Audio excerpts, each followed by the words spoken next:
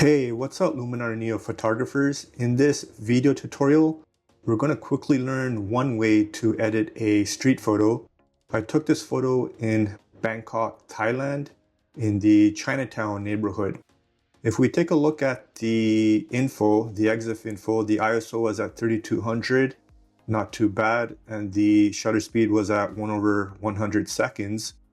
And if I zoom in on the photo here, you can see the luminance noise, but I'm not going to do any noise reduction to this photo. I like the noise, it gives it a vintage or film-like look. But what we will do is correct the lens distortion, or at least try to improve it. So I'll go to the develop tool here, and I'm going to click on optics, and I'm going to check box auto distortion corrections. And it subtly improved the photo. Then I'm going to go to transform here, and then I'll click on the auto transform button, and that looks good. So let's see the before and after, before and after. Now what I'm going to do is go to the enhance tool here. This automatically corrects exposure, contrast, and a few other things. I want to put in a little bit of focus in this area right here. This is a very busy photo, so you can get distracted, but I want to put a little bit of focus in this area here. Already this part of the image takes a lot of the viewer's eye right here and right here, but I want to put a little bit more focus right here. So I'll go to the masking tool, create a radial gradient, and then paint in this radial gradient. I can adjust the size and feather by adjusting the overlay and the inner and outer circles. I'll make this bigger. I'll move it around. Make it a little bit wider. And I think I want it just there. I think that looks good. Maybe a little bit more narrow. Yeah, I think that looks good.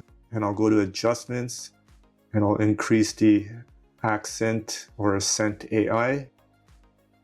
I'll keep it at around 60. Let's see the before and after. Before and after. Maybe bump it up to 80. Before and after. Okay, so this image is starting to look a little bit better.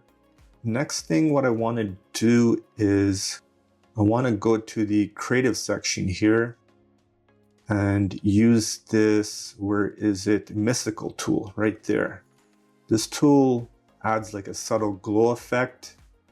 And if I increase the amount, it looks pretty interesting. It's softening the image. So you can see on the right and left hand side, actually the entire image, it's making it more soft.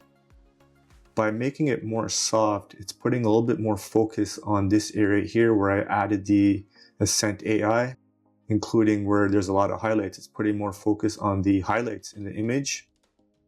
And I think I'm going to keep it at 100. That looks good. And let's see with the shadows, I can decrease the shadows a little bit.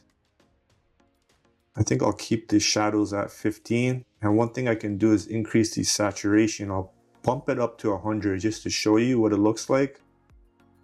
But I think I'm going to keep it at 30. 30 looks good. So let's see the before and after. Before and after. So with the mystical tool, I was able to put more focus into particular regions, particularly the highlights. And yeah, so I like how this looks. Let me see what it looks like at 42. I think, yeah, I'll just keep it at 100 for now. We can always play around with it later to our taste. One thing I didn't do was crop this image, but you guys all know how to crop, especially like this light here, this light bulb or this lamp. It's kind of distracting, but that's okay. Next, what I'm going to do is, let me close these modules. I'm going to go to the professional area here. I'm going to go to color harmony. I'm going to go to color balance, and I'm going to go to shadows. So since this image has a lot of red, especially like in the midtones and highlights, I'm going to complement it by moving the red channel towards cyan more. Let me just put it down or decrease it. I'll show you what it looks at minus 100, but I think I'll keep it at minus 50. So let's see the before and after. Here's the before and here's the after. So depending on your taste, you might like it without the color balance, but what I'm going to do is I'm going to go to the highlights and bump up the reds, let's say to around 45, and then I'll go to the midtones and add a subtle color grade of magenta to it. I think I'll keep it at minus 25. So here's the before and after with the color harmony tool and the color balance. So you can play around with this to whatever taste you like. So here's the before and here's the after. So you can see we put a lot more focus in on the highlights on this image. Remember how it looked before? It was so busy with the buildings in the background and so forth, especially on the edges. But now there's a lot more focus in on this area.